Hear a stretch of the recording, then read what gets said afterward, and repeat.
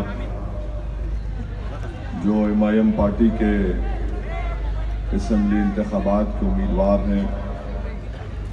Western Maharashtra के MIM के सदर मोहतरम अखिल मुजाविर साहब, महाराष्ट्र के मजलिस इत्तेहादुल मुस्लिमीन के सदर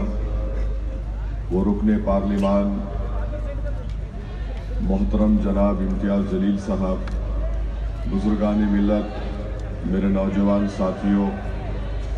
मेरी इज़्ज़तदार माँ और बहनों, अजीज़ान मिल्लत, ये एक इंतखाबी जलसा है और मैं आप तमाम से इस बात की गुजारिश करने के लिए खड़ा हूँ कि 21 अक्टूबर के दिन आप तमाम को अपना एक एक वोट का इस्तेमाल करना है। और याद रखिए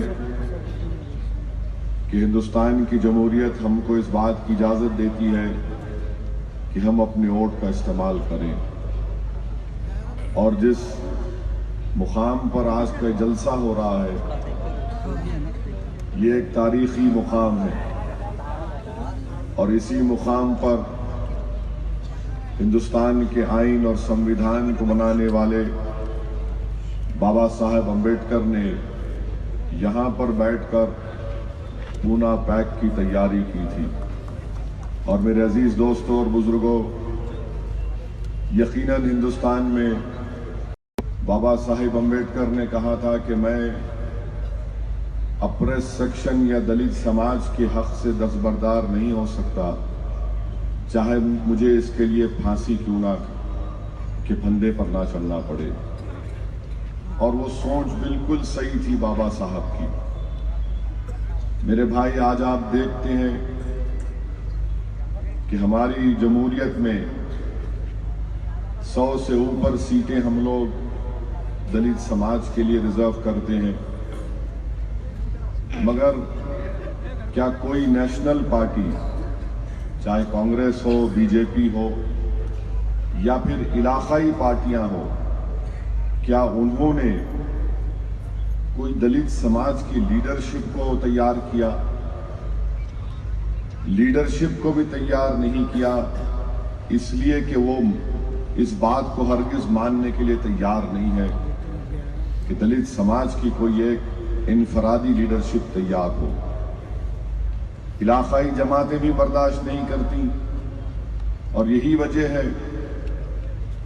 कि जब हिंदुस्तान की पार्लियामेंट में संविधान की धज्जियां उड़ाई जा रही थी और इकोनॉमिक ग्राउंड्स पर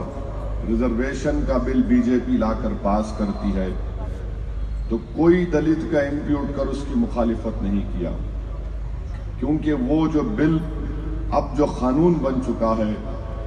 वो बाबा साहेब अम्बेडकर के बनाए हुए संविधान का एक मजाक उड़ा रहा था। यही वजह है मेरे अजीज दोस्तों और बुजुर्गों कि हमको कमजोर तबकात की एक इनफरादी इंडिपेंडेंट लीडरशिप की जरूरत है, जो ना नेशनल पार्टीज ना रीजनल पार्टीज उसको बनाने के लिए तैयार है। और MIM पार्टी की कोशिश यही है कि आपकी एक इंडिपेंडेंट लीडरशिप हो, आपके नुमाइंदे आपके वोट से काम